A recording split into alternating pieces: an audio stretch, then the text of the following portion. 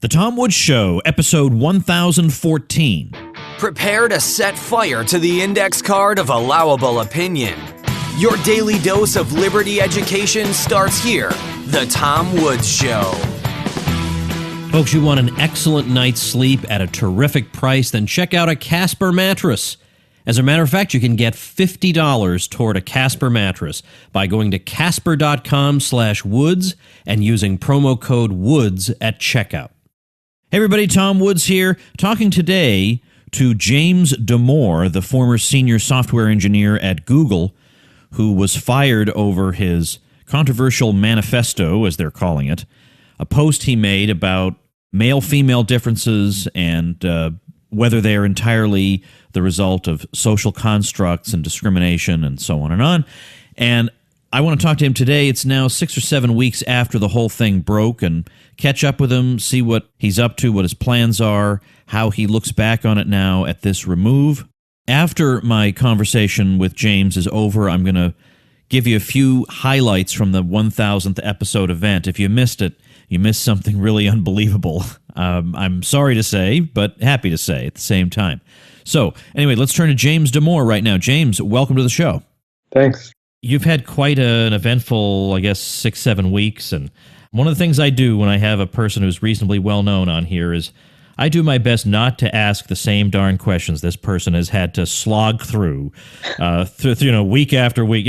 No. We're going to ask you more interesting things. But for the sake of setting the stage, I'm afraid I do have to ask you if you could take just a minute to summarize what it was you said that got you into trouble. I know you've done this, you probably got down pat, but my other ones, I promise you, will be a surprise. So let's at least start there.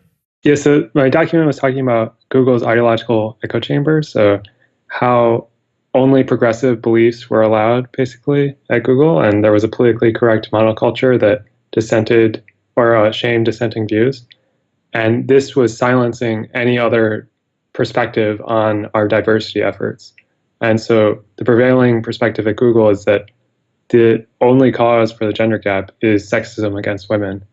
And so in the document, I provided other explanations that could contribute to the gender gap, like women's differing interests in people versus things, and how this is actually linked to biology, specifically prenatal testosterone. So it's not all just socially constructed differences between men and women. And then I go on to make some suggestions on how we could actually address the gender gap in tech without resorting to just discriminating against people and making programs that are only for specific genders or races. And they felt like this document perpetuated gender stereotypes, and so they fired me, even though everything that I said was accurate. So it's really unfortunate that they're just blinding themselves to this. Well, didn't you also get the sense that some of your critics outside of Google probably hadn't even read a word you'd said? They just assumed they knew? Yeah, definitely. Most people haven't read it, I think. And yet they feel like they can go on Facebook and tell the whole world how they feel about it. Well, now that this time has passed, can you tell us about where your career is going, where you want it to go? What's next for you? Yeah, I'm still figuring that out because coding wasn't necessarily my life passion. So I feel like I can try to understand multiple different systems and maybe write a book. I've gotten offers to write a book and also speak at different universities and stuff. So I might pursue that at least for the time being until I really figure out, a stable career that I would be passionate about. Smart. Now, what do you think is a decent strategy for people who let's just say, have views that are somewhat at odds with the mainstream views in Silicon Valley? Should they stick it out and try to bring about change from within, or is that totally hopeless and they should just maybe try to create some parallel structure somehow? Yeah, it's a really hard problem. And, I don't feel like any one solution is best for everyone. I think if you're still don't have a job, or you're looking for who to work for, I think the smaller companies are less dogmatic about this. And so that would be one place to start. But, if you want to at least be able to speak your mind with your coworkers, I think, just starting slow and making people realize that people with different views aren't evil, then that'll help, I think. Yeah, it's amazing how people seem to assume that to be the case. Somebody disagrees with me, the person belongs to the Nazi party or something. Yeah. Oh, that escalated quickly. Well, how'd that happen? I have in my private Facebook group, I have a number of questions from listeners, and one of them is, who has influenced your thinking? I mean, in fact, let's even go. I don't know if you would describe yourself as a libertarian, and I don't really necessarily need to pin you down on that if you're not comfortable talking about it. But at the very least, who would you say are people who have influenced the way you look at the world? Yeah, so I guess I would characterize at least my leanings as libertarian, although I definitely see a role for government in maybe even more places than the average libertarian. So I guess on these issues, I think Jordan Peterson and Steven Pinker have produced some influential content on this. And I guess in general, there's a lot of people that I listen to that have influenced my thinking. Like I like Sam Harris's podcast and Russ Roberts' Econ Talk. Oh, those are both really nice. Have you were you familiar with Jordan Peterson before he interviewed you? Yeah. Okay, so you knew about him, because I've talked to him too, and he is quite an extraordinary person. Now, let me ask you a few things about Google itself. There's been some talk about, in the same way that Facebook is saying that it's going to crack down on fake news somehow, which never means propaganda coming from governments. That's never fake news. Saddam has weapons of mass destruction would never be flagged as fake news, even though it is fake. So there's a bias running through it already. But there's concern among the public that Google, through its search engine results and its algorithms, can also punish, let's say, unconventional views. Is that an exaggerated fear or a legitimate fear? It's definitely possible. And Google does have some fake news efforts. And, I think that there's also a lot of room for bias going into these algorithms, because it's employees that determine what fake news is for the training data of the algorithms. And then if the fake news is only, pro-Trump, for example, and they don't have any fake news that's pro-Hillary, then you'll naturally get a bias in the algorithm. I know a guy, I'm not going to mention his name, but who went through a really horrific ordeal where it came out that he had said some controversial things, and he was in the public eye, and it was all over national news and headlines. I mean, these reviews he had moved past for years, but it was headlines, and he was in a prominent position, and he had to resign, and I know his roommate very well, his roommate at the time, and I know that this person was not eating for days on end. He just was beside himself because he was being treated like something he wasn't. People were saying horrifying things about him. So I bet a lot of people have asked you things like, did you know this would happen to you, that Google would let you go and this and that. But what I want to know is, on a personal level, you were subject to really vicious attacks. What was that like? Yeah, it was definitely really stressful. And, for maybe a whole week, I really had this heightened stress and threat awareness. So that, if anyone approached me, I would immediately assume that they're going to attack me or something. So I was definitely losing a lot of sleep and not eating much. And even now, it is really harmful to just read so much negative things about you. And, you have this urge to just respond to every single one, but it's impossible.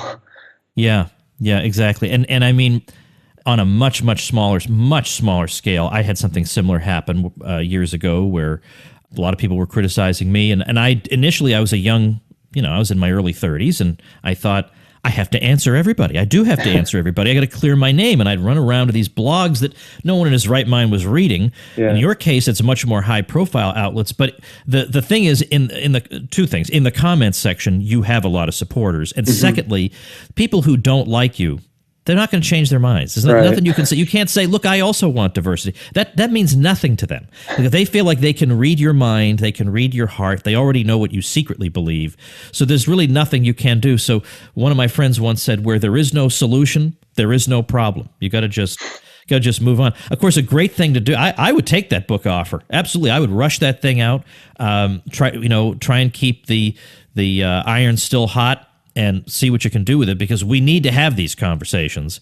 And there are a lot of people who don't want them, just don't want them. So I would urge you to for what my opinion is worth, give that some serious thought, because then that opens a lot of exciting doors for you. When you have a best-selling book, which yours would be, I feel certain, a lot of interesting doors open, and you can really choose your own future at that point. So anyway, for what that's worth. Well, as a matter of fact, going back to something I said before, I will ask something that probably people have asked you, which is, did you expect that, did you think that your job was in danger by doing this? And if so, why didn't you line something up for yourself as a backup just in case that happened? Yeah, I really didn't think that my job was in danger. And even after it went viral in the company and after it was leaked, I still didn't think that my job was in danger. Because I did feel like this was normal for Google culture to make a document and try to point out problems in the culture to fix. And I don't know, I had never even applied to a different job besides Google, so it was never on my mind to have another job offer from Facebook at the same time or something. I don't know. Well, how old were you when you started working for Google, and when was that? Yeah, I was in a grad program in 2013, and then I interned and then left the PhD program with the master's. So that was when I was 24, I think. Ah, okay. Geez, yeah. So you are a youngster. How about that? Okay. Well, I mean, compared to me, at least you're a youngster. But back in 2008, Ron Paul spoke at Google when he was running for president. That's obviously before your time, but he had a full house, and there was much sympathy for him. Now, he was not talking about the things you were talking about, but he was saying unfashionable things. Yeah. And I mean, no doubt there may have been some sympathy for his anti-war position or whatever. But did you, I mean, you're a busy guy, you're doing real work, but did you sense when you were at Google that there was any kind of, at least among a minority of people there, underlying sympathy for libertarianism? I mean, that generous reception that Ron Paul got couldn't have come from nowhere. Yeah. I think that there's definitely libertarian elements in Silicon Valley, and I feel like that's what created a lot of the companies. But I think there's sort of been a progressive move, especially with these diversity programs, that has sought to silence some of the libertarian ideals. And so there's still a decent number of libertarians, but they just don't feel like they can speak. And then anyone that's socially conservative really doesn't think that they can speak at all. Yeah. Now, see, if it were reversed, if it were progressives who didn't feel like they could speak, we would never hear the end of this. This would be just constant headlines all the time about the oppression, the fascist system we live in. But when people like you are silenced, it's, well, of course we have to silence him, right? We have to be respectable. It's almost like there's a double standard here. Definitely. If you had it to do over again, would you bite your tongue?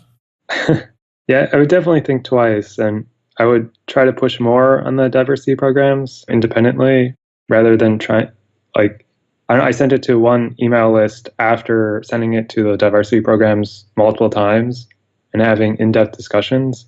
And after that, it went to the email list, then it exploded. So maybe I would just avoid that email list. I'm not sure. Huh, interesting. That's interesting to hear you say that.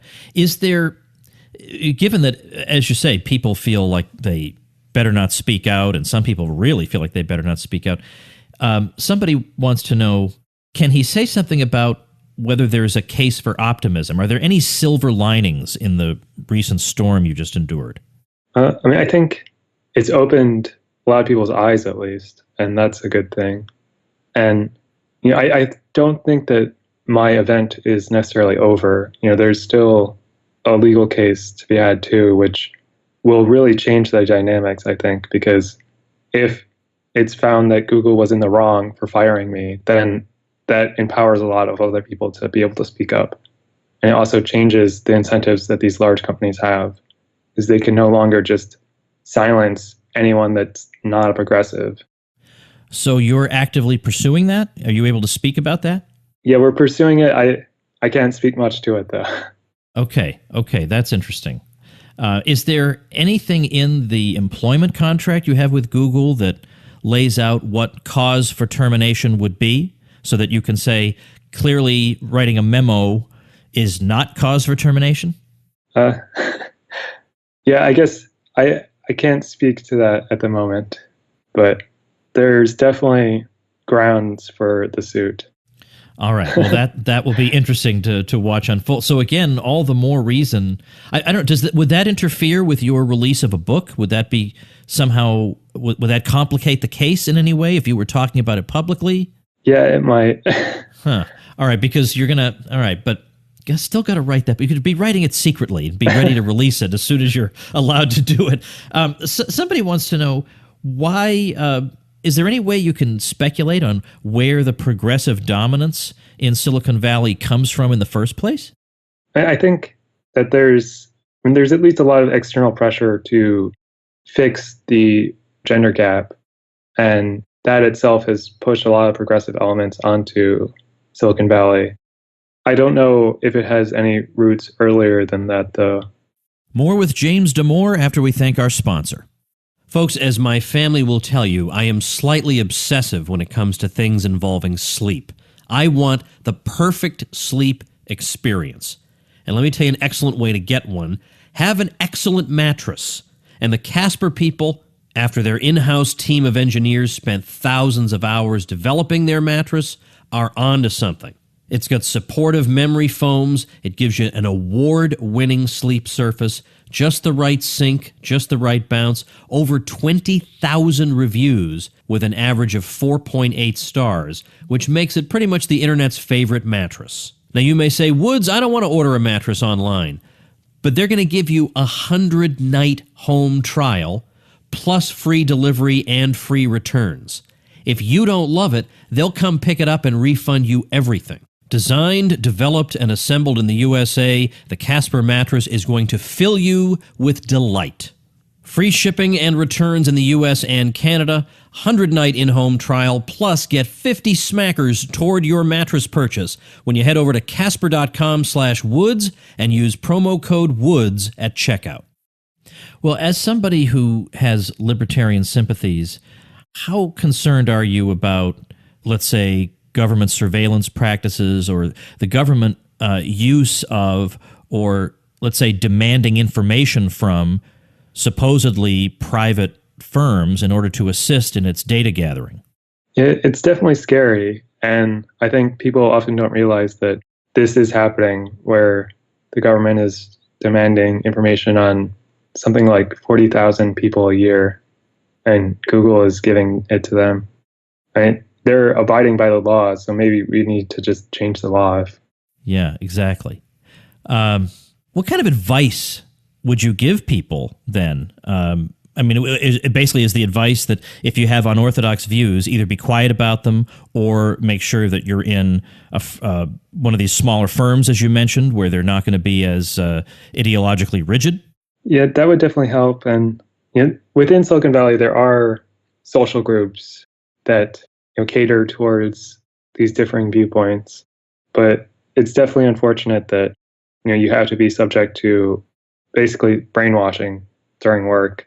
And hopefully some of that will change. I think just trying to have meaningful one-on-one conversations can help, because what caused so much of the problem was that this became viral. And so there was so much public virtue signaling and online shaming that was happening, which just wouldn't really happen if it was a one-on-one conversation. Right, because once that starts happening, there's no way anybody's going to be rational anymore. Everybody just has to let everybody else know, I have the officially approved opinion on everything. Don't worry, everybody. I'm not like that guy. Yeah. Oh man, that's just the worst. And yeah, so you've dealt with it about as well as anyone could possibly be expected to. And I hope to hear some good news in terms of, I'd love to see that James Damore book. I'd like to see you stick it to Google. Like all these great things, we'll definitely be following you, and my listeners and I certainly wish you all the best. Thanks so much for your time today. Yeah, thanks a lot. All right, before I tell you a couple neat things about the 1000th episode event, let me say something about a brand new site by a listener, because you'll love this one. This one's called thedailyfacepalm.com. And he describes it as offering political and economic satire from a libertarian perspective. He says, our slogan is fake news you can trust. And when you go to thedailyfacepalm.com, or at least as I'm looking at it as I'm recording this, the top post is Spanish PM on Catalonia, democracy will never undermine our democracy. And it's stuff like that throughout the whole site. Funny, interesting, neat to read. thedailyfacepalm.com should be checked out. You're going to really enjoy it. I'm going to link to it at tomwoods.com/1014, as our listener website mentioned. And, of course, you can get a nice burst of free traffic to a website. You're planning to start one. Make sure and use my link for your hosting, because I'll give you a burst of traffic, plus other bonuses, including membership in my bloggers group so you can get help from other people. Lots of great stuff. Check out all my bonuses and how to get them at tomwoods.com/publicity before you get started on that site. All right, well, I'll just say on the 1,000th episode, we're going to need a little bit of time to work on the video. So, I mean, it's going to be at least a week, I would say. That's my guess, before we get this thing actually posted. You're going to have to go back in your podcast feed, because it's going to be back in the 1,000th episode slot. Of course, we had to skip that slot because of the hurricane. So for probably 5 or 6 episodes after we post it, I'm going to remind you that it's there, and go back and listen to it. And you may in particular want to seek out the video, which of course I'll post on that show notes page. But we just had a tremendous time. Michael Malice stole the whole first half of the show because of his quick wit. It was just ridiculous. There was carnage everywhere. He came out, his entrance, let's just say, was amazing. Then in the second half of the show, and not to mention, by the way, the whole thing kicked off with an amazing testimonial video from some leading lights in the Liberty movement. Let's just say that. It was amazing. Eric July came out just thrilled, pumped after being introduced the way he was, and the crowd was extremely receptive. Anyway, the second half, we did a joke-off between Eric July and me, a dad joke-off, as you sometimes see on YouTube. And if you're on one of my 2 email lists, you know who won. But it was amazing. It was so much fun. The two of us just staring each other down, trying to make each other laugh. It was great. Michael Bolden and I played Box of Lies, which you may have seen Jimmy Fallon play. And then the culmination of the whole thing was the roast of Tom Woods. Absolutely great. Dave Smith was a surprise guest who was not on the bill. I just snuck him in there. Michael Bolden of the 10th Amendment Center, likewise, who was guest number 1 of the Tom Woods Show, also was there and also roasted. Amazing. And then, to my great surprise, 4 of my 5 daughters, the 4 older ones, came on stage and roasted me themselves, and they really stole the show. That was an amazing moment. They wrote the jokes themselves, and they killed.